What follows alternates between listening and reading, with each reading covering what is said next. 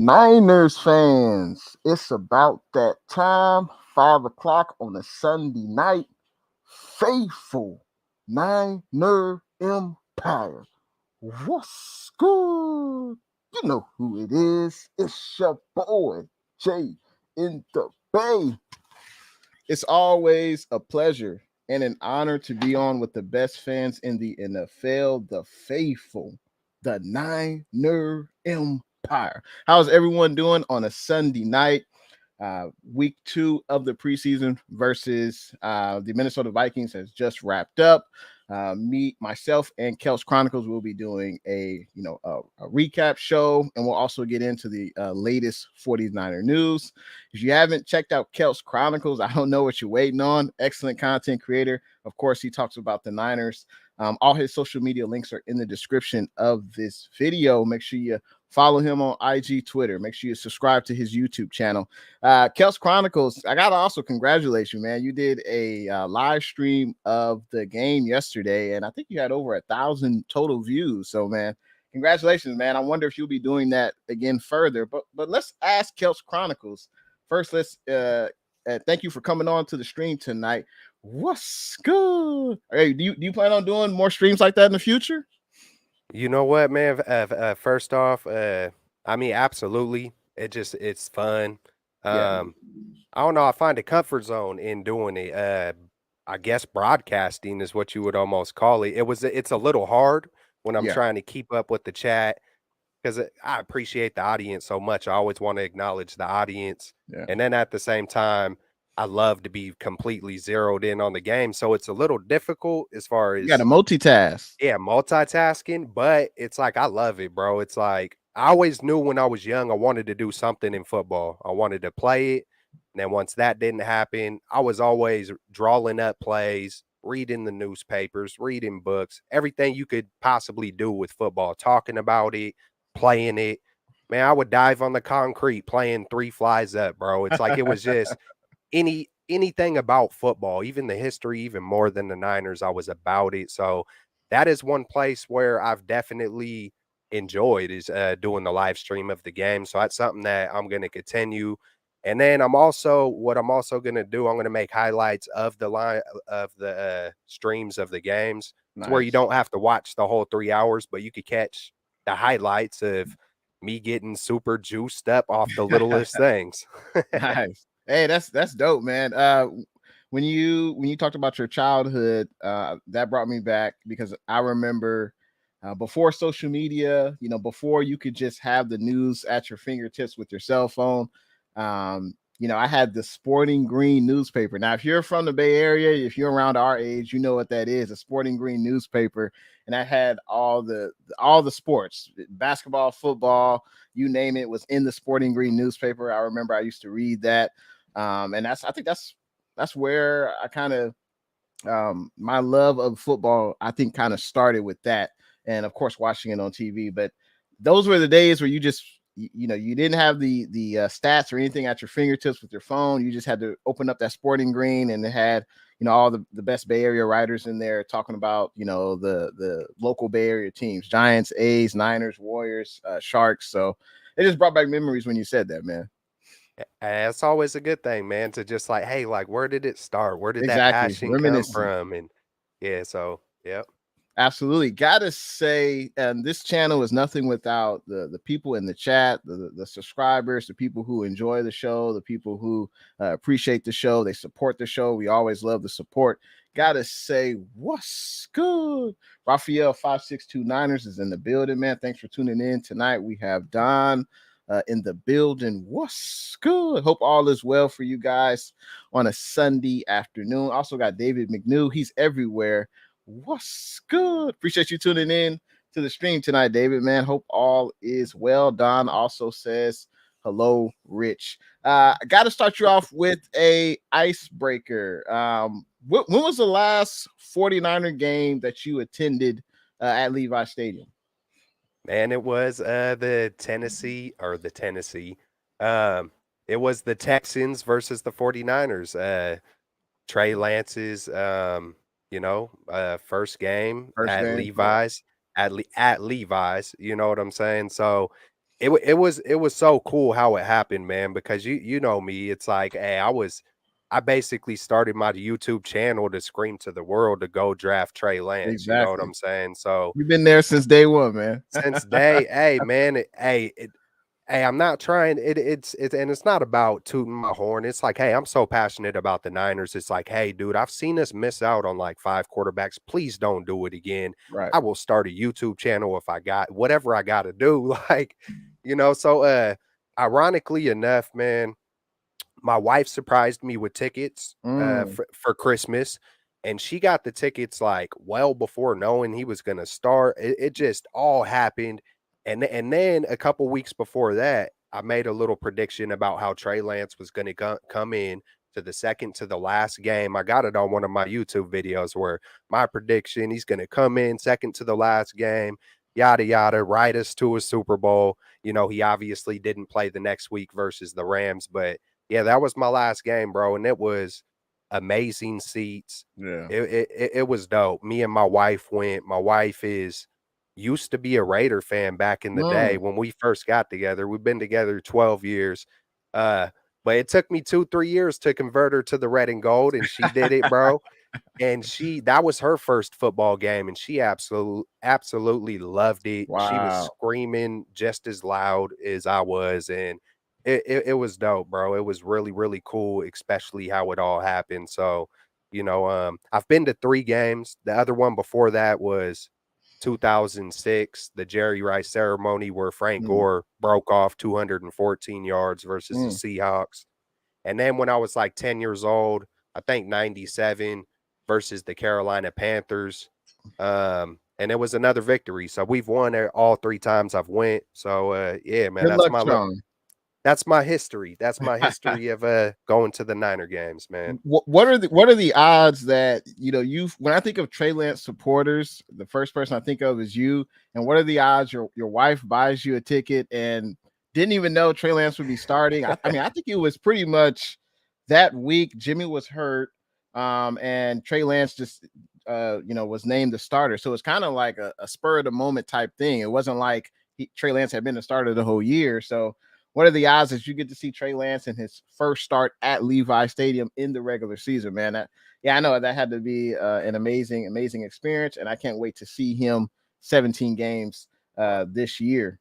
Bro, I got the chills just like kind of really reflecting on it. It's like, man, it's a and at the same time, that's just the way that God has worked with me in my life, bro. It's just a blessing after blessing. And, it's I just really try to just stay in that moment of being grateful and appreciative for sure.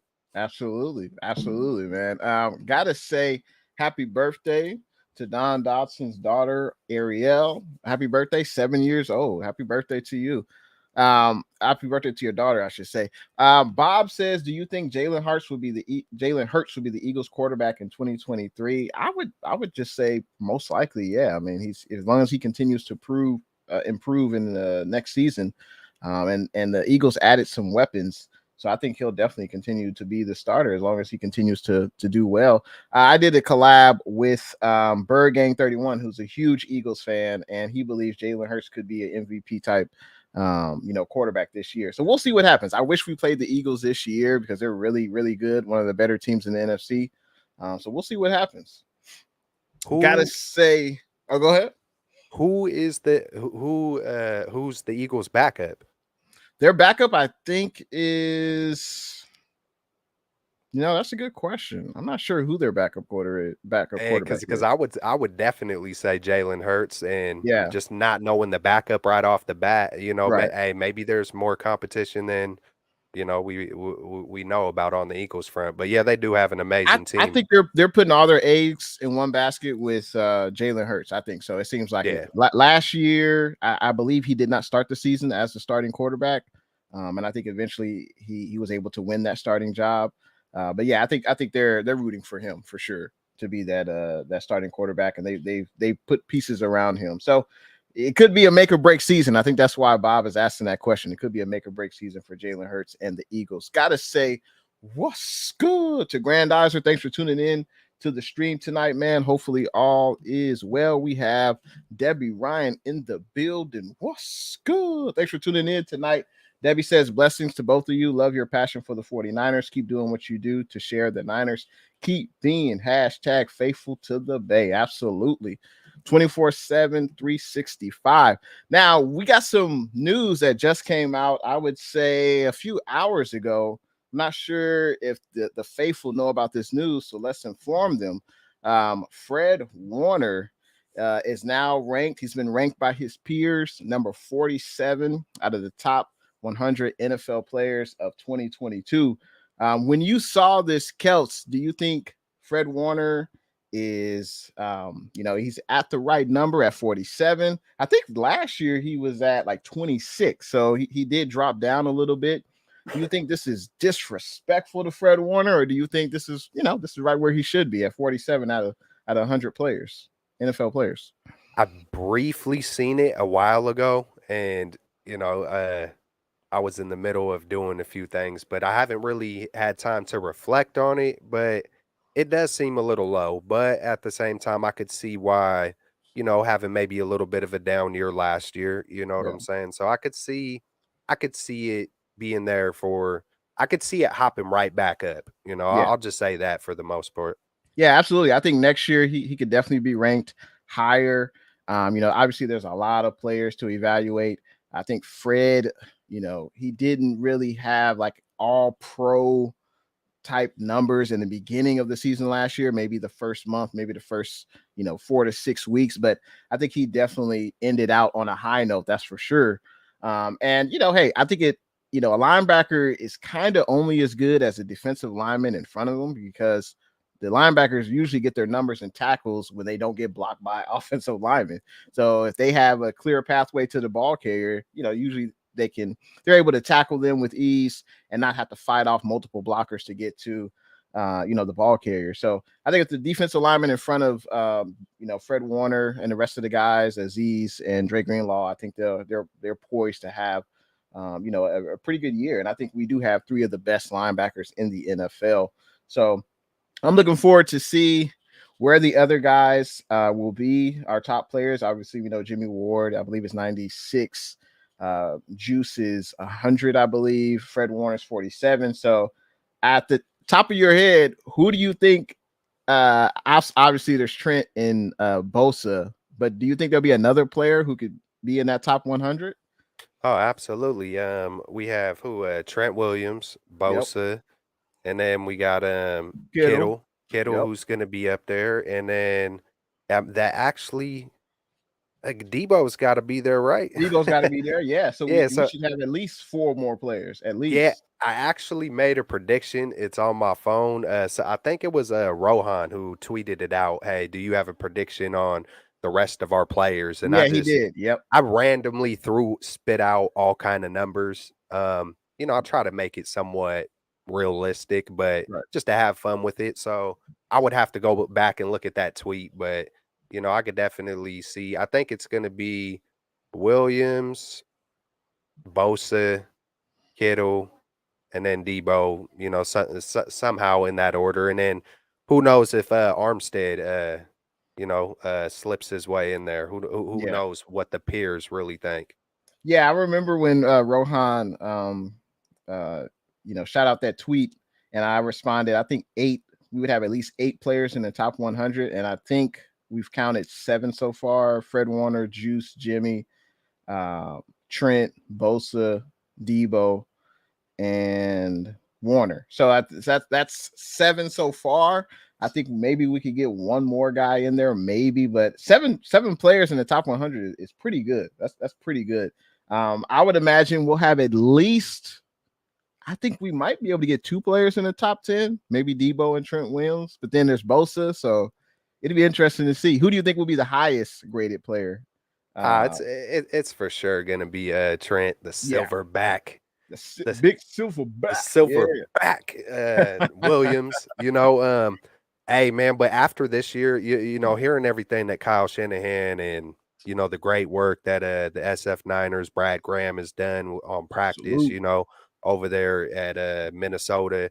I mean, we're starting to hear these words about Nick Bosa. Like, my God, this man is you kind of really put it all together, and he hasn't had consecutive off seasons to really, start really stacking and show his true potential. So, man, I think I heard Graham the other day say something along the lines like, he wouldn't be surprised to see him going down as one of the 49er greats if he could stay healthy, so because he's looking like, an action figure, and not just looking like an action figure, but it's translating on the field for sure. So, man, I'm Yeah. juiced. I'm No, excited, man. absolutely. And Tripp Williams, I think he should be the highest rated 49er. I think he could be in the top 5 when it's all said and done, based on the top 100 players.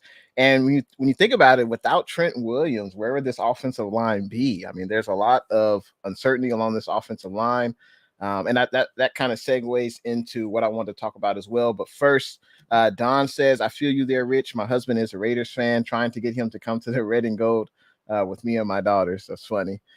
Gotta say, what's good to Libby's World? Thanks for tuning in to the stream tonight. We also, Grandizer says, Jay and the Bay shine bright like a diamond. Appreciate that. Got some birthday wishes to Don's daughter, Ariel. All right. It looks like Grandizer says it's Gardner Minshew, the backup quarterback to Jalen Hurts. So yeah, I think I think they're set with Jalen Hurts. I think so.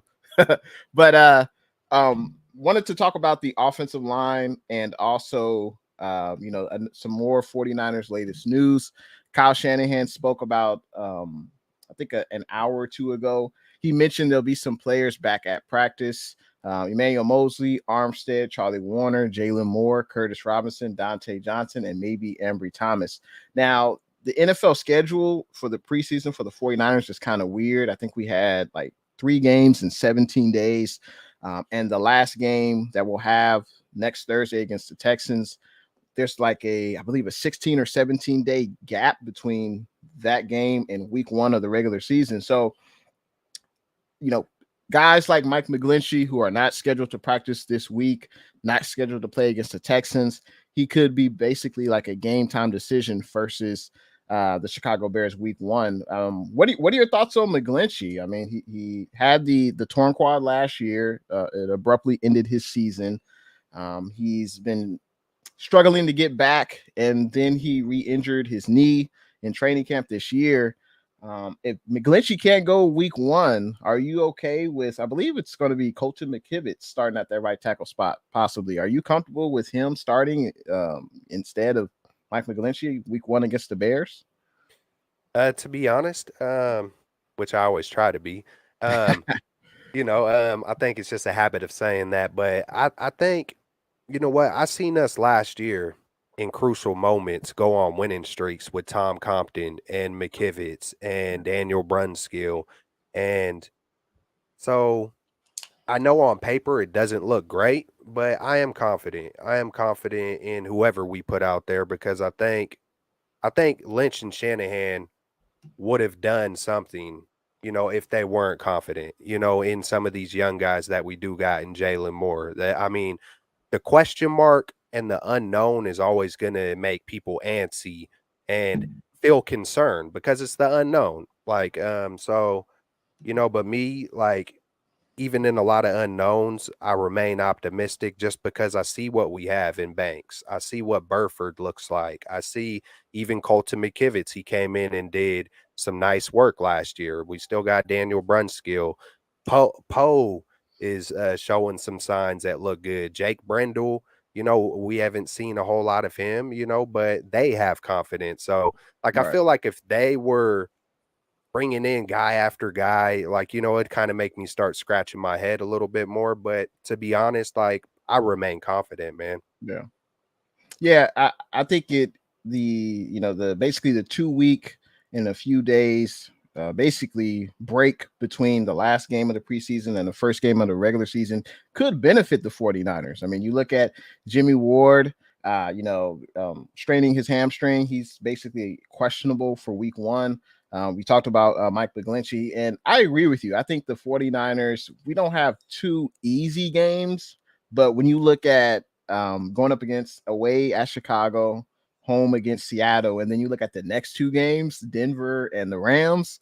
I would much rather start the season off versus Chicago and Seattle. That's for sure. So they're not easy games, but I think we're definitely better on paper, and we should be able to win those games. Now, talking about Jimmy Ward, I mean, I think we're definitely thin at the safety position right now. I mean, Jimmy Ward, he is the captain. He's one of the longest tenured 49ers on the team, and now he's going to be questionable for week 1.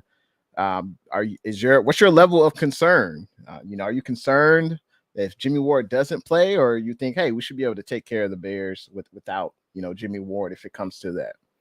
I just wanted to make sure I completely answered your last one too. I am concerned about Mcglinchey though. Okay. I'm optimistic about our offensive line. Yeah, as a whole. Whoever winds up being, I've seen Shanahan and Lynch do it again. And then I think with the elusiveness and the awareness of Trey Lance, it's going to make it even a little easier on the line with someone not being stuck in mud. And then, as far as Jimmy Ward goes, we've seen just a little glimpse of what Odom can do last night. Right. And, I think he is a very solid backup. He's more than just a special teamer. That's exactly the way that the 49ers view him as well, that he's more than just special teams. And I think he'll prove it when he does get the opportunity. Yeah, I would definitely say I'm not really concerned about the Chicago Bears wide receivers at this point. It will be interesting, though, to go to see Justin Fields, because I think we played against the Bears his first year last year as well in Chicago, and we were able to get a victory. So yeah, I'm not concerned with Jimmy Ward being out, as you mentioned. If let's say Jimmy Ward does not play week 1, I think we will be just fine with George Odom, and we don't want to rush Jimmy Ward back, especially with the hamstring injury. I don't know about you, Keltz, but hamstring injuries, they're very, very tricky injuries. Debo Samuel had that hamstring pull last year, I should say 2 years ago, and he just wasn't the same. It's like you have to rest it, but then you have to rehab. But when you're in a game, you kind of have to go full speed, right? And you have to test that hamstring, and we just don't want to see Jimmy Ward re-injure that thing. So if he needs to sit out week 1, maybe week 2, I think that's best, because I think the rest of the Niner Empire can say that, hey, this is a marathon type of a season. We think we have ambitions to go deep in the playoffs, so we rather have Jimmy Ward for the back half or the last 12 games or 13 games of the season than bring him back early and he get re-injured. I think that would be a worst case scenario. Absolutely. Someone asked me the other day, what's your biggest positive of training camp throughout the whole training camp process so far? And the first thing on my head was just we've had one season-ending injury to Hurst. Right. I mean, so these kind of things that are happening right now, it could be possibly a blessing in disguise. It sounds more like their bodies are just like kind of going through that first wave of training. You know what I'm saying? That's why it's called training camp. So absolutely, I'm not too concerned. I'm not too concerned about it. But someone like Mcglinchey, it does concern you, because it's like, man, is that going to be something that just, derails his career? So, yeah, it's kind of like if a Verrett comes back and he instantly gets hurt, that's when for me, it becomes concerning. No, absolutely. And we talked a little bit about the offensive line, and outside of Trent Williams, there are definitely some question marks. I think, at least for me, after seeing Burford and Banks and Brindle, and I know Keaton Sutherland has been getting some reps at the center position in the preseason games. I don't think he'll really make the roster, Keaton Sutherland. I think unless Brunskill has to be put on the PUP list and miss like the first 6 to 8 weeks, then maybe you bring in a Keaton Sutherland. But I think the center position is basically going to be Brindle's to lose. And I think what I've seen, I remain confident. Will they struggle? Absolutely. I mean, Burford's a rookie. Banks didn't really play last year. Brindle's never really started at the center spot in games on a consistent basis for multiple games. And then Mcglinchey. We don't know if Mcglinchey will be ready week 1. So I'm concerned, but I think they'll work this stuff out. And with Trey, especially also with Trey Lance, like the week 1 Trey Lance we see is going to be much different than week 10, week 12, week 14 Trey Lance we see. So I think they'll continue to get better, as the season goes on. Gotta say, we got Redder in the building. What's good? Appreciate you tuning in to the stream tonight. Grandizer asked a great question. And if you guys are enjoying the stream, feel free to hit that thumbs up button. If you haven't, make sure you subscribe. Also, check out Keltz Chronicles as well. All his social media links are in the description of this video. He's got IG, Twitter, Facebook, YouTube. Make sure you guys check him out. But I wanted to ask you about this because I didn't think the quarterback 2 competition was really close. Some people may say there's not a quarterback competition, but I'd love to get your thoughts on this, Keltz. Grandizer says, what about quarterback Brock Purdy? Will he make the 53-man active roster or will he go to the practice squad, aka PS? What do you think? What have you seen from Brock Purdy? Are you impressed or do you think he's just a career backup? What are your thoughts on Mr. Irrelevant? Man, I was gushing all over. Man, I was, if you go check out my live stream from yesterday, I like to be super excited even on little things. So, I was even telling the chat, hey, man, don't take everything I'm saying like I'm calling this dude the next MVP or anything. But the biggest thing that I see, especially from a 7th rounder, Mr. Irrelevant, last pick in the draft, you don't see a lot of mistakes. You don't see a lot of hesitating. You don't see a lot of, oh my God, what is he doing? Right. So that's a huge plus. And then I've also heard a lot of people say he's got a super weak arm, but I'll just say this, for the size of Brock Purdy, that man can rip it. It's not, I mean, of course, Sudfeld is going to throw a little harder, you know what I'm saying? I think he's 5 inches taller or something like that. Yeah, he's got the better arm.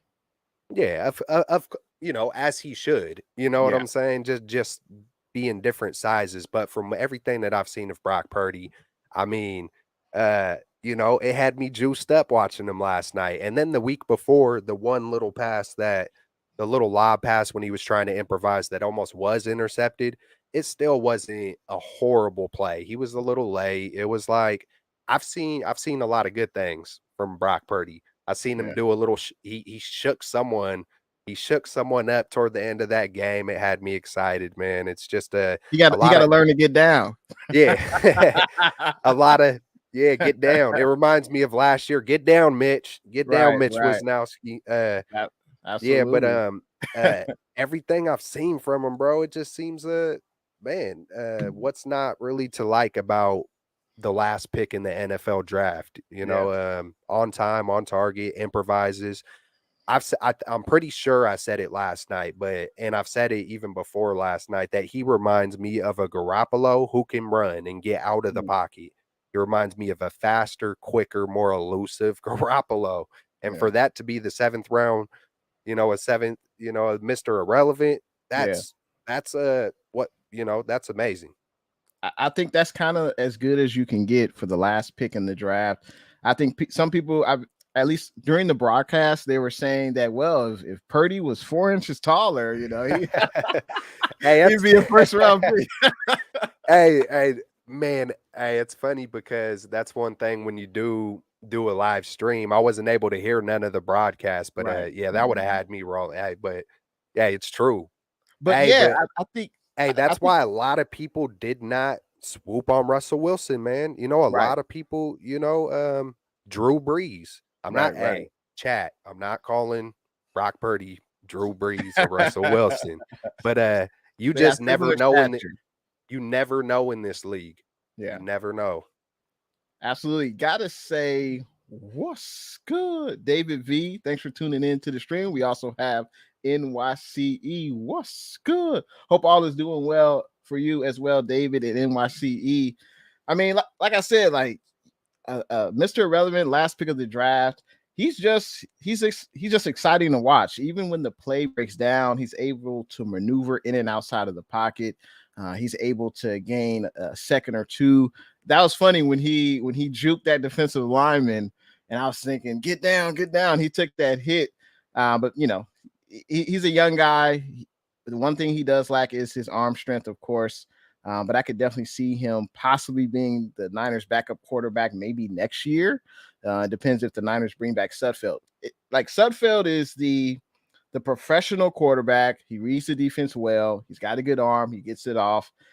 Do I want him as my starting quarterback? No. Brock Purdy is a little bit more exciting, a little bit more mobile. I mean, they did that bootleg play action play like 4 or 5 straight times with Brock Purdy, and he was able to get out in open space and just look for a receiver and throw the ball. So he's a little bit more exciting to watch. But who would you rather have as your backup behind Trey Lance? Would you rather have the veteran in Sudfeld, who's played on multiple teams of his NFL career, or the rookie Brock Purdy? Who would you rather have? Well, if we could just combine the two. I know, that'd be perfect, right? Actually, I had Benjamin Camperman on my show last night toward the end, and he was like, man, if we combined him, that could be a really good backup right there. I was like, man, that could be a starter right there, but I mean, man, if I was running an NFL team and I had to win a game, of course, I feel like I would have to go to Sudfeld, who is, taller and more experienced. Right. But sometimes, man, there's certain people and certain players are just gamers and know how to win and have a certain kind of heart to where it would be a tough decision. I'll say that. Like if I really, for me as a fan looking on the outside, it's a little hard. I'm sure they have a little more info inside the building. You know what I'm saying? On, when it's 2-minute drills and things like that. But, I'll just say Sudfeld for right now, but nothing disappointing coming from Brock Purdy through my eyes so far. No, absolutely. I think Brock Purdy has put out some good film, good tape out there. I think he's made the most out of his opportunity, but I think Sudfeld is probably the odds-on favorite to win that backup quarterback spot. And Grandizer says if rookie Donovan West was to make the 53-man roster, a team will get him if waived to try to make the practice squad. I think the same of possibly Brock Purdy. The bad thing is we know 53-man active roster cut down day, I think it's August 30th. And when you place these guys on waivers, you release them, another team has an opportunity to sign that player. Now, if they don't, basically every team in the NFL has an opportunity to sign players who are waived. And if they don't, then the 49ers can sign a Brock Purdy if no one claims him. So I think that's what's going to happen. Hopefully no one claims Brock Purdy, but I think he'll end up on the practice squad. I don't anticipate Kyle Shanahan keeping, 3 quarterbacks on the active roster. I just don't see that. We have other areas that we like to allocate our players, especially the defensive line, the offensive line. I think those will probably have, the most players allocated to those positions. Gotta say, what's good, Niner Sickness, and what's good to Niner Faithful. Thanks for tuning in to the stream tonight. Also, NYCE says Odom, Hufanga, and more, I think, can handle the safety spot until Jimmy Ward gets back. Absolutely. I like what I saw from Taylor Hawkins as well. I think he probably will not make the active roster, but he could be a pretty good practice squad player. And I think he's solid. I think he's solid. But I think the trio of Odom, Hufanga, and Moore, I think will be just fine, at least for those first, 2 weeks. And will plays be made on them? I'm sure. But, I think that's all growing pains because those are all young guys in the secondary at those safety positions. And George Odom, I know he was with the Colts, but he was more of like a special teams ace. He didn't really play that, that free safety spot in a lot of games with the Indianapolis Colts. So, but that's the best thing about Odom. He can play both special teams and he could, play that safety position. So I think we will be just fine. But of course, we all want Jimmy Ward to be back as soon as possible. Absolutely. Got Shifty in here. What's good? Appreciate you tuning in the stream tonight, Shifty. Hope all is well on a Sunday night for you, man. So we talked about that quarterback 2 competition. And you were streaming the game, got a lot of views, man. I think over 1,000 views, and you're at 613 subscribers, right? Yes, sir. All right. So make sure you guys subscribe to Keltz Chronicles. Will you be streaming the game again on Thursday versus the Texans? And that's where a lot of the starters should be playing. Will you be streaming Yeah, that day? yeah, I'm gonna try to keep it going, bro. Cool. I'm gonna kind of lock in on that for sure. You know, I want to eventually do, post game, pre game, during Right. game, do it all. Just depending on my sporadic schedule. Yeah. You know what I'm saying? But yeah, I'm gonna for sure. Yeah, the plan right now is to do it for sure, man. Hey, that's absolutely. So make sure you guys, if you guys want to, listen to a good 49er talk during the game, and also you can watch it on TV, check out Keltz Chronicles. He'll be streaming the game on Thursday. Now, 49ers and Vikings, who stood out to you? And you could start on either side of the ball for the 49ers. Who really flashed when you were watching, the game?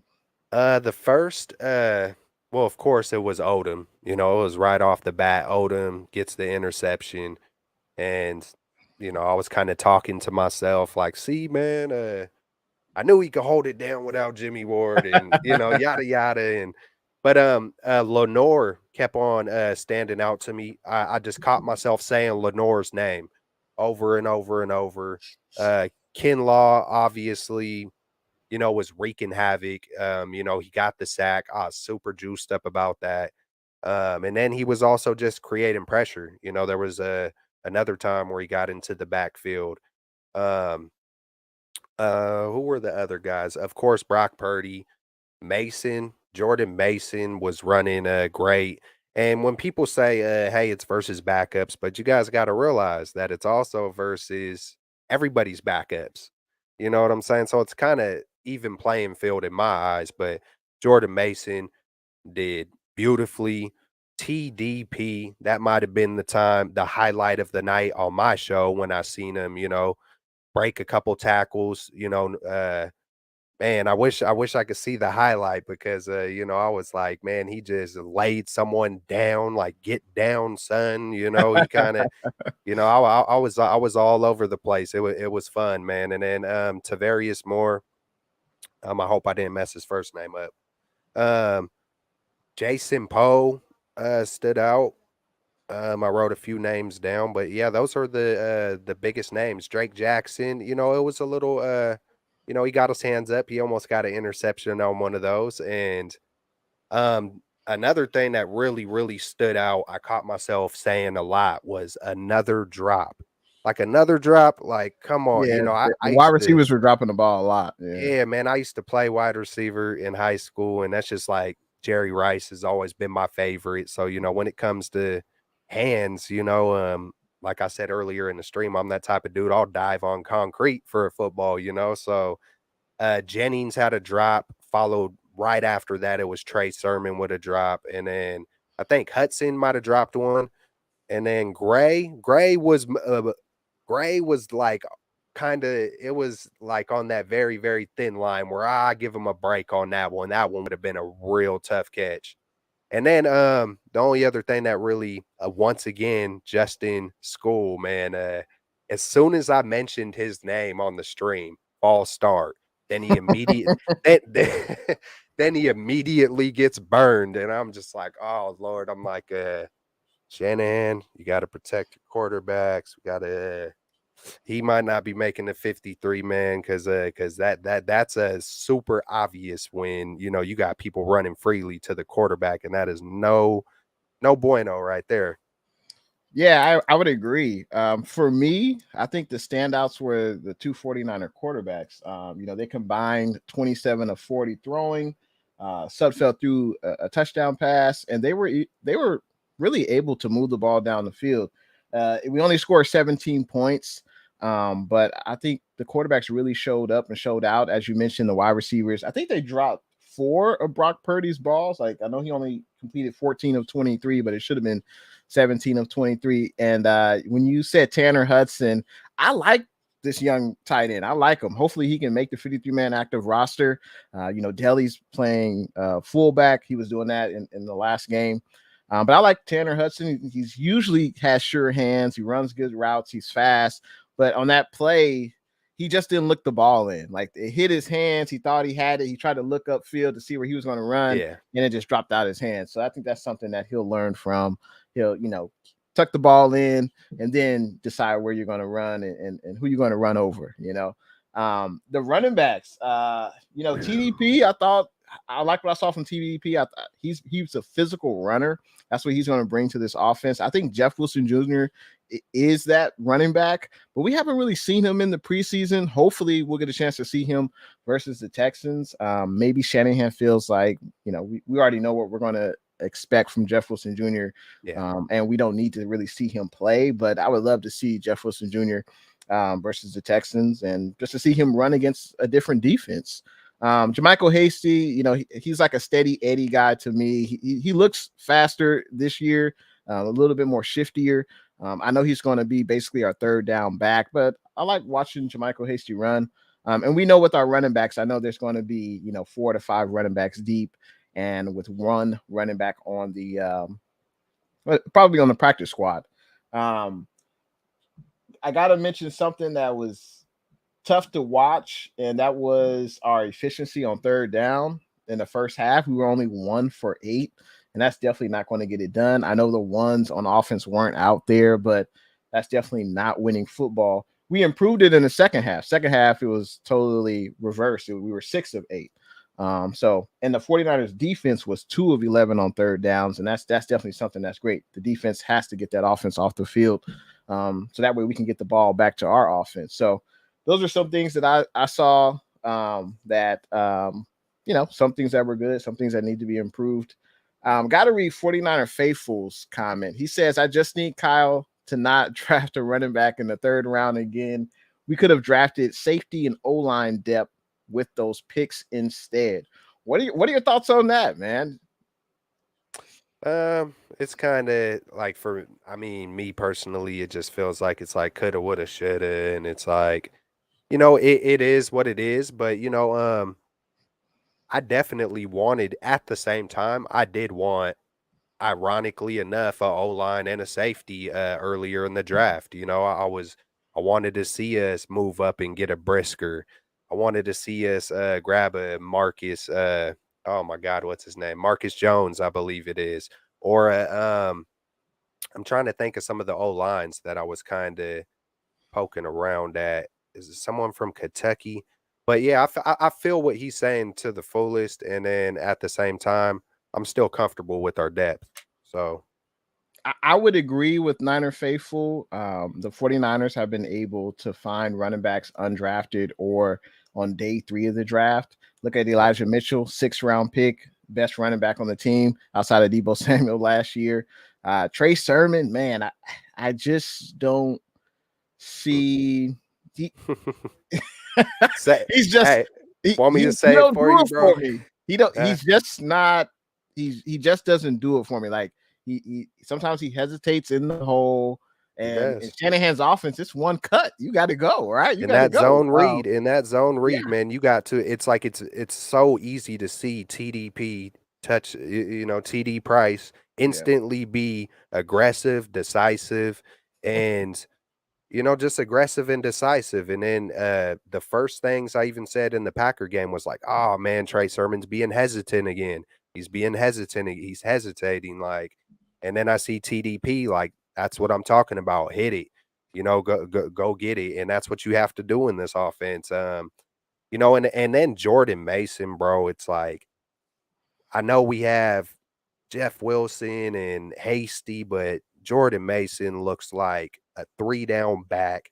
And I think Kyle Shanahan's starting to convert more to those backs that have a little bit more weight on them. That's not long and or not long and lanky, but we see Mostert, who was built a little bit more like a track star and not a running back, and he gets injured.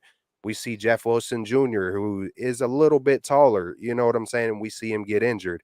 I don't see Jordan Masons and TDPs and Elijah Mitchells, getting injured so much, and so those 3 backs for sure. It's going to be a tough business decision, if you have to pick between the Jeff Wilson Jr., which I absolutely love, but with the age and, as a business decision, I almost kind of look at it like what the 49ers did with Buckner and Kinlaw. I think they would pick a rookie or a younger guy over a veteran, and that's just the way I see it panning out. So, do you think the 49ers should cut Trey Sermon, a third round pick? Do you think the 49ers would do that? Yes. No. Whoa.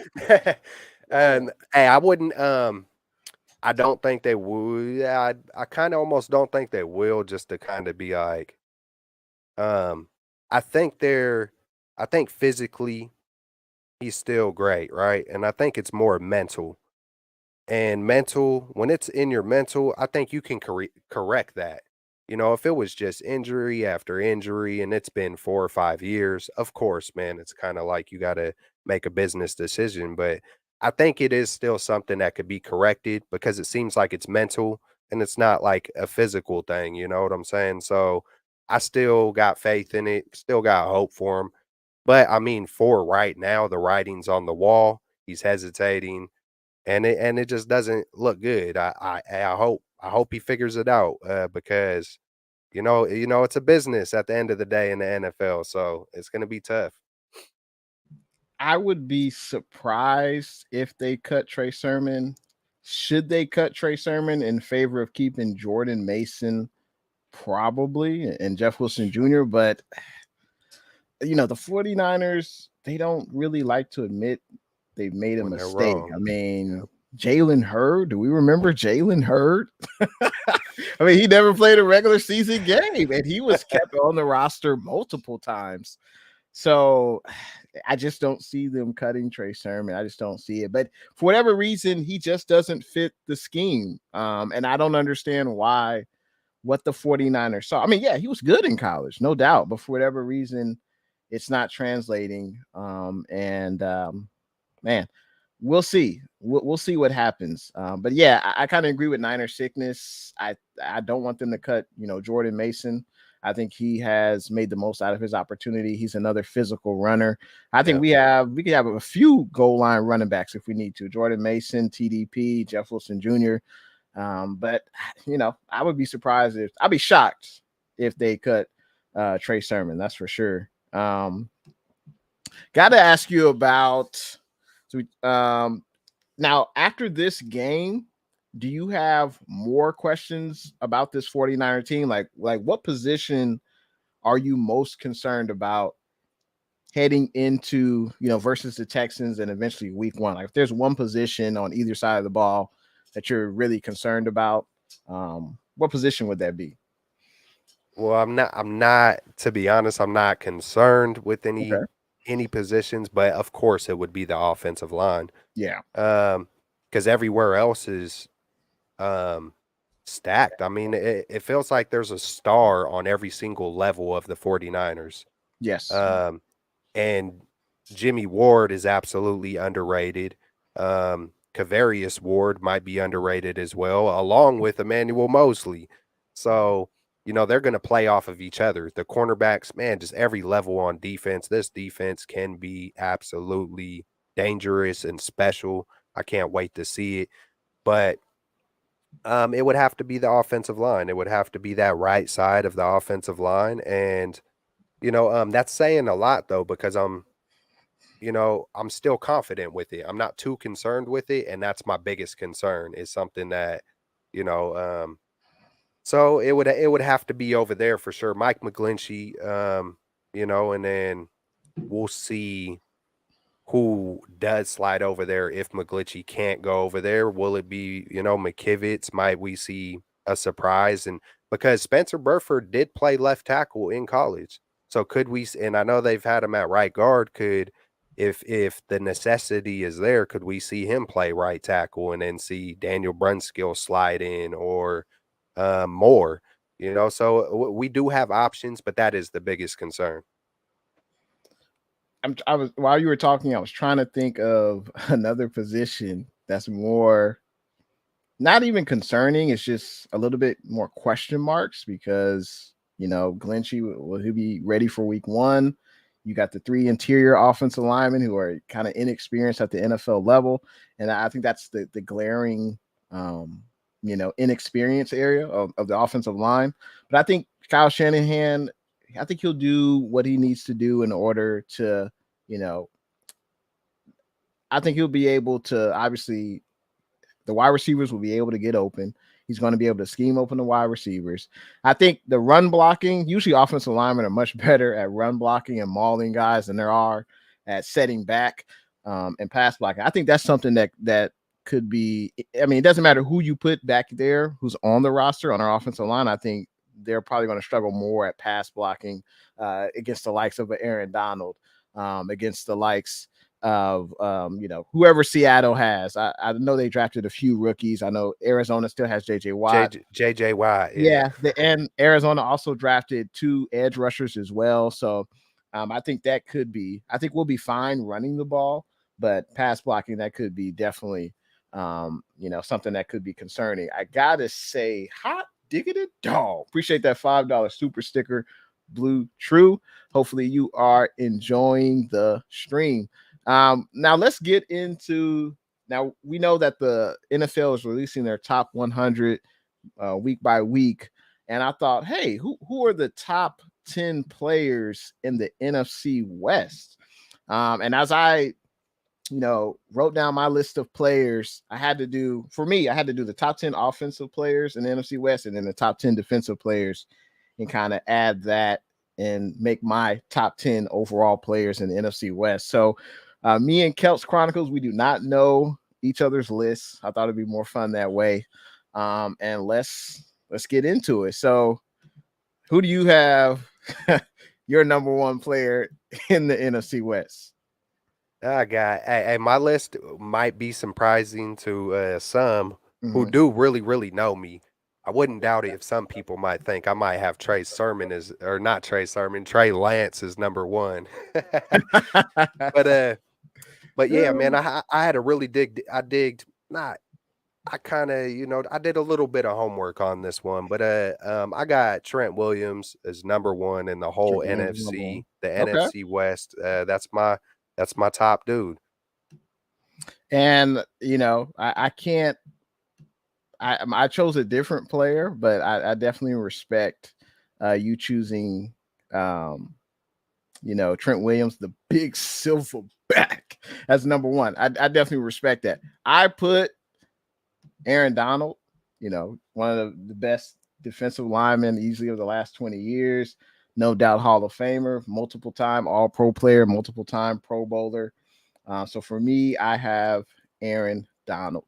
I'm gonna bust myself out. I did have Donald number 1, but just when I was going to read it, I just couldn't, man. I couldn't. And I wanted to be as objective as possible, but I mean, they could literally be 1 and 1A. What I would love to see, I'd love to see Aaron Donald actually rush in a 1-on-1 matchup against Trent Williams. I think that would be a beautiful thing to see. That would be really dope. So for number 2, I went with, I believe, the 49ers' best defensive player, maybe the most important 49ers defensive player, and one who's going to make a lot of money next year, and that is Nick Bosa. He is one of the most feared pass rushers in the NFL. He should have been an All-Pro player last year. I know he was a Pro Bowl player, but I think he'll definitely get that All-Pro nod this year. And this is the first year in his career, I believe, where he's not coming off of an injury this year. So, his second year, he tore the ACL, came back last year, was fantastic. And now this whole offseason, he's had time to not focus on rehab. He just had time to build on his skills. Obviously, his workouts with his brother Joey are legendary in the offseason, and he always comes to camp in tip-top shape. And he's ready to have another double-digit sack season. So for me, number 2, I got Nick Bosa, top 10 NFC West players. Who you got for number 2? I got Aaron Donald. And okay. Then, you basically gave the stats on Aaron Donald, but we all know that, that he's a menace, man. He's a beast. And, they got their ring, and we're going to probably dominate the next decade. I'll just say that. Hey, absolutely. Absolutely. Who you got for Number 3. Number 3, I got Nick Bosa, and you just took most of the words out of my mouth on everything I could say about him. I just made a little video the other day, talking about how could the NFL vote Mac Jones 85? You guys, I went on a little rant about how you guys didn't even give Bosa one vote for comeback player. I think he is going to be a bear on a vengeance, wrath mission, to let it be known who he is, and that he's going to be an all-pro. I think I went as far as to say he's going to break the 49ers sack record this year, with Alden Smith holds it at 19.5, but I could see him. Man, he is healthy, he is stacked, he's an action figure, and this man, he might be silent, he might have a calm demeanor when he's talking to the press and stuff, but that man's gonna eat. He is going to eat, man. Absolutely. It's funny. He's the total opposite. He has a nice voice. Doesn't speak with much bass in his voice, but when you see his play on the field, you're like, these two guys are the same person. Like, it's pretty funny. But yeah, hopefully Bosa's wearing the red and gold. Hopefully he'll retire a 49er, man. And he's gonna cash in, no doubt, next season. My number 3 best player was Jalen Ramsey, cornerback of the LA Rams. They acquired him from Jacksonville a few years ago, and there's no doubt he's the probably top 2, top 3 corner in the NFL. And I think there's no question he's the best corner in the NFC West. And it'd be interesting to see Trey Lance go against him this year. Will he attack Jalen Ramsey? Jalen Ramsey usually, I think last year, he didn't necessarily follow the best wide receiver all the time. Sometimes they had him line up in the nickel corner. Sometimes they had him lined up outside. So I think their defensive coordinator was kind of moving him all around the field. So, but there's no doubt, definitely respect Jalen Ramsey and his ability. And that's why I have him number 3, top 10 NFC West players. Who you got? So you're on number 4. Who you have? So I'm on number 4. And you know what? I didn't even put my list in order. But I'm gonna just read it in the order that I wrote it, man. I'm gonna just stick with it, So, but I got Kupp at number 4. Kupp number 4, okay. I got Kupp at number 4, man. He's it's hard to even say it, man. It's hard to give love to the Rams, man. It just is, man. It is. But and especially, it's kind of weird because then I feel like Debo could be a little bit above him. You know what I'm saying? So it's real hard making this list. And but I'm gonna show some love and say Kupp is number 4. And for the obvious reasons, he had one of the best wide receiver statistical seasons in history last year. So so he's got to get and he's a class act. You know what I'm saying? So I gotta respect that, and I got him at number 4. Absolutely. And huge shout out to Niner Sickness, man. Appreciate that comment, man. I'm glad you are enjoying the stream, man. Appreciate that. Who do you have next? You rattle off one more, and then I'll rattle off 2 in a row. All right. Next, I got Ramsey. And for all the reasons basically you said. And then I got Kittle. Ramsey, Kittle. Okay. So that's your top 6, right? 1, 2, 3, 4, 5, 6. Yep. Okay. So for me, I mentioned Ramsey, so my next would be Trent Williams. I think the best left tackle in the NFL. It was kind of hard because how do you put Ramsey over Trent Williams? How do you put Debo over both? Like it's kind of hard. This list is hard. It was hard. A very good question, bro. Like I love it.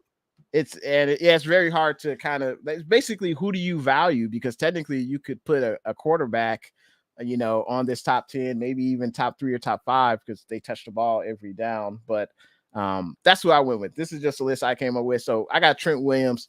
Next, I would have Debo Samuel. All pro season. Really Shanahan really put the ball in his hands when we really needed him to. He prepared us to go to the playoffs. So Debo Samuel would be 5. My 6th player would be DK Metcalf. Man, I mean, he is a beast. We'll see how good he is this year with who's their quarterback? What is it? I forgot their quarterback. They got Lock. Is it Drew Lock? Yeah, Drew Lock, and they also have Geno Smith. Smith. Yeah. So we'll see how good DK Metcalf will be, but whenever we played against him, he definitely presents us some problems. And he has Olympic type speed, and he's a handful to take down. So that would be my sixth best player in the NFC West. And who's your next two? Who do you have? Man, you make me want to redo this whole list. If I was like building the team, just for the chat, if I was building the team, I would probably start with Bosa and then Debo, and maybe Williams too. God, it's hard. Tough. It's very hard, bro. Yeah. It's hard. It makes me want to do a couple of lists. But all right, so next 1, 2, 3, 4, 5, 6. So next I got Debo and then Warner. Debo and Fred Warner. Yeah, see, and that's the thing, man. I'm ashamed to say I didn't even put Fred Warner on the top 10, which I'm sure is blasphemous, right? But it's only 10 players, and I'm sure you could take out DK, you could put Fred Warner. I should have did an honorable mentions list because that's what I was gonna do. Yeah, I was gonna say about 5 people, right? Yep. You could easily say Buda Baker, the safety of the Cardinals. You could say Rodney Hudson. He's a pretty good center. You're killing my list, Jay. Yeah, so it's very hard. But after DK, my next two were George Kittle, and then I had to show love to Cooper Kupp, and it's crazy that I put him as 8th best, but he could easily be top 5. So. But yeah, Cooper Kupp, those are my next two, George Kittle and Cooper Kupp. And so who rounds out your top 10? Hopkins and Buda Baker. Yep. So I was on the edge, man. I almost wanted to purposely put someone from Seattle in there, and I was thinking about Jamal Adams. I know he had a little bit of an off year last year, but I think he's still super talented. I think he could still be very productive.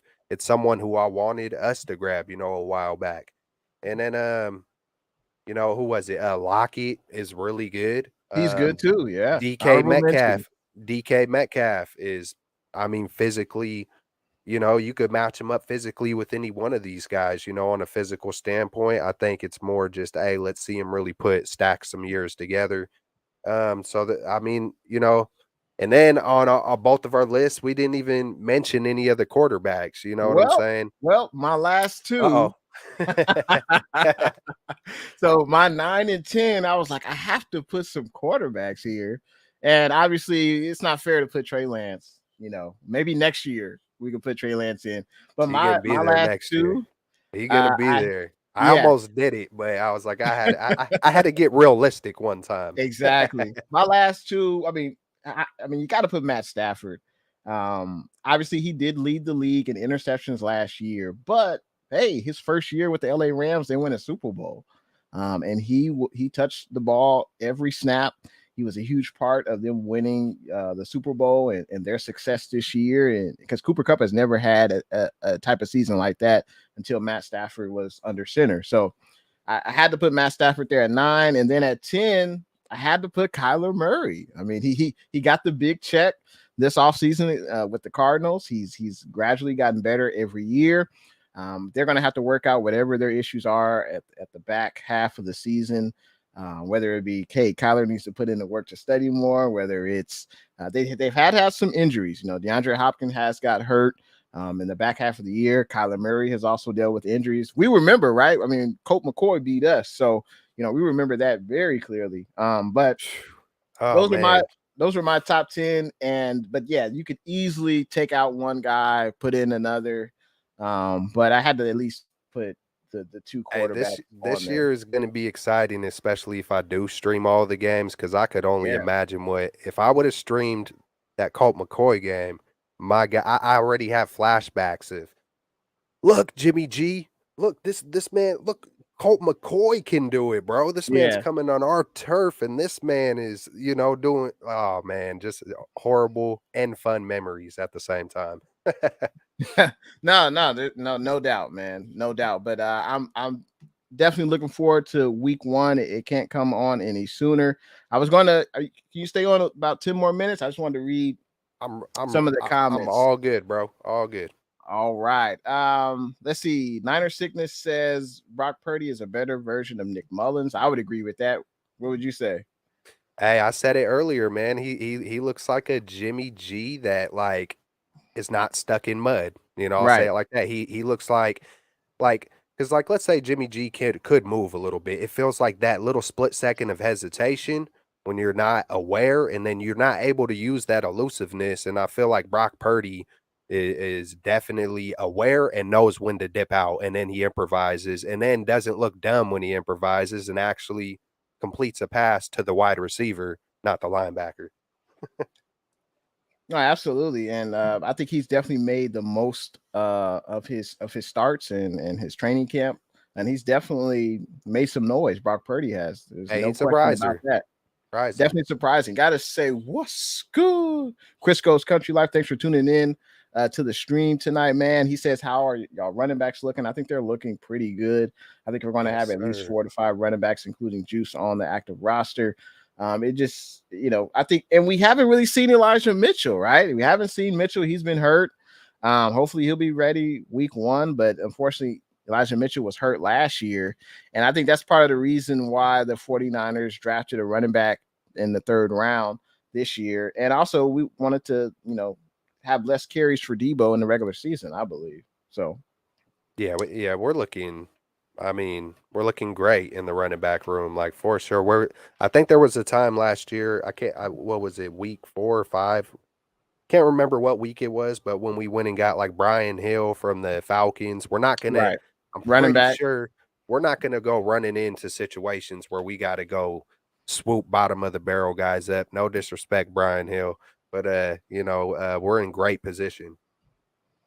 No, absolutely. And yeah, like every running back on this roster last year got hurt at one point in time in the season. So if we're healthy, it'll be interesting to see who makes the 49ers, depth, the active roster at the running back position. I would imagine, how many running backs do you think we'll keep, including Juice? Oh, that's tough, man. It's so tough. Including Juice, would that be 6? Like, will we really have 6 I all don't think so. together? No. So let's just say it's 5. If it's just 5, if I just throw all emotions out the window and really look at like what I want Elijah Mitchell, TDP, Jordan Mason, Jeff Wilson Jr. God, and that last one, that's a business decision right there. That one's hard. It's like, you know what? I would still give I would give Trey Sermon a chance because I believe what's going on with him is correctable, and maybe Hasty doesn't get swooped up, because haven't we put Hasty on the practice squad before? I believe so. And he didn't get swooped, so maybe that's a safer route to take. If we know he's not going to get swooped up. And then if a couple of backs do get injured, we got him sitting there instead of like a Mason getting swooped up. Because my thing is I would rather see, even though it would hurt to see Jeff Wilson Jr. go, I would rather see a Jeff Wilson or a Hasty get swooped up other than a young dude like Jordan Mason that could wind up being a star. Yeah. And he got hands too. He that man could catch and run routes, and we haven't seen it yet. I feel like they're kind of holding on to that. He ran. I guess he ran the triple option at Georgia Tech. I think he ran a similar thing. Oh, Jordan Mason did. Yeah. I think. Okay. I think he ran a similar thing where Kyle might wind up. I think we're going to see fireworks, bro. I don't want to say too much. I can't wait to see the Niners run a triple option. I don't remember the last time they did that. I don't know if they did that with Kaepernick. I don't think so. So it'd be interesting to see, Trey Lance doing that. Debo in motion. I gotta say, what's good to Theotis and Sean Tuber. Appreciate you guys tuning in to the stream.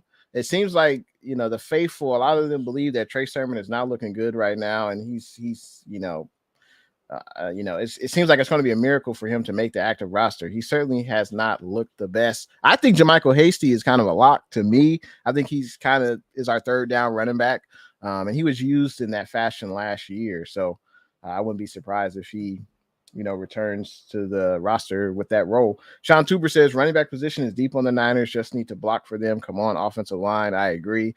And, Trent Williams is not in there. And Mcglinchey's not in there. So it's kind of hard to judge, the running backs, but also the interior of the offensive line is kind of set with at least with Burford, Banks, and then the center position. So I think they will get better, during the season. Week 1, they're not going to be as good as week 1 compared to week 4, compared to week 8, week 12. So I think we can kind of hang our hat on that. Niner Sickness says Samuel Womack keeps impressing me with his ability to be around the ball. What a great 5th round pick, another 5th round pick by this 49er regime. We know Dre Greenlaw, George Kittle, like multiple 5th round picks that have just really, really panned out. Man, there's a reason why we cut, Darqueze Dennard, because Samuel Womack seems to have that nickel slot position, pretty much intact. Demo Lenore looks really good as well. Talk about a guy that was in the doghouse last year, like Demo Lenore. They were playing him in the slot. They were playing him outside. He seems to be, better his skills during the offseason. And unfortunately, Ambry Thomas has kind of taken a step back. But that's why you bring in competition, right? The best players, they rise to the top when there's competition, and some do not. Sean Tuber says, I'm concerned about the O-line, but I'm sure the Niners are not the only team with O-line issues. Yeah, I mean, there's not too many teams that have like a Pro Bowl worthy starting 5 offensive linemen. Like that's just not happening. Now, maybe I know the Eagles are really good with their offensive line, but that's usually not the case for most teams, in the NFL. Niner Signet says, based on the performance of Trey Sermon and TDP picking in the 3rd round, it's not a smart move. 6th round, Elijah Mitchell and undrafted free agent are better backs. I would agree with that. I don't know how you feel, Keltz, but I don't think we should be selecting running backs high in the draft. We've kind of whiffed on that. Joe Williams, Trey Sermon up to this point. And TDP seems like he could be really well, especially in the in the goal line situation, running over people. So, I made a bold prediction. Even though it was kind of spur of the moment watching the game, but I said I wouldn't be surprised if TDP is our number 1 back by the end of the year. Hey, I'm all for it because I don't think Elijah Mitchell can stay healthy. But in a Shanahan system, you're going to use 3 to 5 running backs. It's kind of like who's the most durable. I think that's what it could kind of. It's man. We have a beautiful or we have a really, really good problem at running back. We do. What do you think about this? Not playing. Jeff Wilson Jr. isn't playing because he could be on the trade block. I haven't heard any rumors about this. Do you think this is true? This is why, because he's not hurt, right? So why isn't he playing in the preseason? It's just all. I could have swore I heard a little while back about something personal with Jeff Wilson. I think I heard Shanahan mention something about personally. So okay. we never really know when it comes to family. Hey man, we all got lives, so we never really know. Right. And you're a veteran, the system, they know their bodies. So maybe that's preserving. And you never know the chest matches in the games that Kyle Shanahan is really, every individual is different. Trade block, hey, that could be a realistic thing, and we just don't know, but it could be something completely different. So we'll see how it pans out for sure. Yeah, and NYC's comment here, I could see this happening. If a team needs a running back and they want to take a flyer on Trey Sermon, maybe the 49ers would trade him, but man, that would be awful. A 3rd round pick. Those opportunities did not up his value. Yeah, that's true. They did not. He hasn't really made the most out of it. And it's another year where he hasn't really impressed. And that's definitely disappointing. Hopefully things can change. I don't know how, but like we've seen him. He's just hesitant at the line, and you can't do that in this system. So yeah. Niner Sickness says, did I just hear Jay intheBay say, Aaron Donald, that's it. I am no longer listening to you. That's pretty good. He said, I'm out. Blasphemy. Niner Sickness says Nick Bosa will have 23 sacks. Okay. All right. Hey, I'm down with that. Last question before I get you out of here. Scott Hill says, do you think Jason Poe makes the 53-man active roster? I hope he does. I hope he does, man. I was joking the other day talking when I seen the triple option. I was like, what are we gonna see next? Quadruple option with Poe. Here comes Poe in motion. Oof. He's super versatile. I heard someone else bring up a good point. Like, why haven't we seen Poe get reps, at center, opposed to Sutherland or right. Some of these other guys? Because, man, I think just the athletic, and you don't see him making major mistakes. You don't see him just getting burnt. You don't see him. He pancaked somebody yesterday. Right. You don't see him making mistakes. You don't see him getting burnt. So what's not to love about and if height is what you're basing it on, then I think I hope he does. I think he will. That'd be cool if he does. And another guy to look at is Quantrez Knight as well. Yeah, he's been playing well as well. Yeah, absolutely. Yeah, I would be surprised if Poe makes the active roster. Because how many offensive linemen do you think they'll keep? Let's just say the starters, obviously going from left to right. Trent, Banks, and I think at center it'd be Brindle. At right guard, yeah, probably Burford at right guard, and then at right tackle, it's going to be Mcglinchey if he's healthy. And their backups, you got to think they have to have a backup for Mcglinchey, right? And that seems to be Colton McKivitz. They brought in the offensive tackle Mills. He's got over like 100 starts. He's a veteran right tackle. And he was playing in yesterday's game. I don't know if they'll keep 2 offensive tackles. You still got Jalen Moore, right? Still got Jalen Moore. That's 7 if you keep Jalen Moore. And you got to keep Brunskill. I don't think he's going to get cut. So that's 8. I mean, I just don't see the Niners keeping 10 or 11 offensive linemen. I just don't see that happening. He could be fullback number 2. Jason Poe. Well, they had Ross Dwelly. He quarterback 4. Yeah.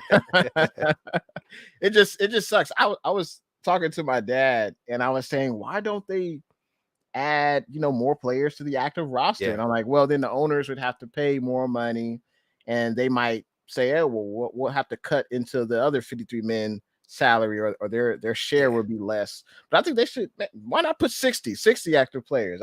Why not? Hey, especially they're up in regular season games up, you know what I'm saying? So exactly. Hey, one game is one game, there's season ending injuries could come from that one game, so I think very good point. What they did was I think they added more players to the practice squad. I think you could keep more players on the practice squad. Because really up on game day, there's only 46 players. But I think they should definitely increase that, especially since, hey, we got an extra game. So but it's been a pleasure to have you on tonight, Keltz Chronicles, man. I've enjoyed your journey, watching you become a YouTuber and seeing you rep the 49ers and your passion for the Bay Area. For those that don't know you, Keltz Chronicles, where can they find you on social media, and what can they expect from your YouTube channel? Man, it is as simple as just typing in Keltz Chronicles. Typically, I actually had an issue with my Twitter, and I haven't even really gone there too much lately, but I'm pretty sure it's Rich Keltz. If you type in Rich Keltz, Richard Keltz, or Keltz Chronicles, you could basically find me anywhere. I've been doing a lot more stuff on TikTok, to be honest. Oh, cool. All right. You know what I'm saying? So I've really been hitting up TikTok, man, just doing little editing videos, or if I have little opinions, sometimes I might throw up a short on YouTube, throw it on TikTok, whatever, so just I always try to bring a level of just excitement to the 49ers. I get so excited, man. So it's just what I like to deliver, being optimistic and just man, I'm just a passionate fan. But one thing that I probably will start is definitely going live during games. That's one. Maybe some games I might not, because I want to zero in on certain games, maybe. Yeah. So I might not do every single game, but I will probably do some games. And if I don't do games, I will definitely do pre-game and post-game for sure. So that's kind of what I'm going to try to stick to for right now. Absolutely, man. And make sure you guys follow Keltz Chronicles on all his social media platforms: TikTok, IG, Twitter, Facebook, YouTube. And it's been a pleasure having you on tonight. I'm looking forward to our next stream. It'll probably be during the regular season. Maybe we could do a post-game reaction to the 49ers game. I think that would be pretty exciting. But huge shout out to everyone in the chat tonight. It was a lively chat. And huge shout out to Blue True. Appreciate that super chat sticker.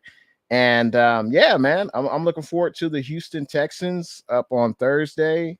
A lot of the starters should be playing. At least Trey Lance will be playing, so we'll get to see him. It's funny, he played against the Texans at Levi's in the regular season last year, and he's going up against them in the preseason. So, hey, one quick question.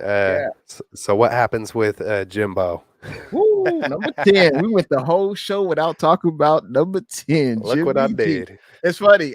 I had that written down as a topic, but I was like, we don't need to talk about Jimmy G. But it's funny because the days are. And typically, I wouldn't bring that up. Yeah, but it's August 21st, right? And he's basically. Technically, he could make the 53-man active roster for the Niners, which I think would be a terrible mistake. But, even if, let's say if he made the active roster, the Niners technically wouldn't owe him his salary until I want to say it's like 24 hours until game day or something crazy like that. But I like what NYCE says. Jimmy gets cut. He gets the snip. Yeah. Yeah, because, Cleveland, Deshaun Watson's got suspended 11 games. I think the Browns would be better if Jimmy G was under center compared to Jacoby Brissett. And that's the closest place to Jimmy's hometown too, man. So I looked at it like, I could see Jimmy wanting to go there. So if I was Jimmy, I take it as if I get traded to Cleveland, it's probably not an ideal situation because you're just like basically a placeholder for 11 games. But he should look at it as an audition for every other team in the NFL, not named the 49ers, as, hey, let's see what Jimmy can do in this situation. They got a good running game. They got a good defense. He should be able to thrive with the Cleveland Browns. And he's auditioning for the next job, whatever that is. So I think he would be motivated, and I think you'd probably see the best Jimmy, because he's got a lot riding on this season. If he could strike a 1 or 2 year deal with a different team, hey, I mean, I think that's what Jimmy G would want. What's good? What's good, Joseph? How you doing? And also, what's good to Let's Get It GA and John V? What's good? Well, man, it's been a hell of a night. I'm glad to have you on Keltz Chronicles, man. Keep doing big things on all your social media platforms. And everyone else, have a great rest of your night. I'll see you guys in the next one. Peace. Peace.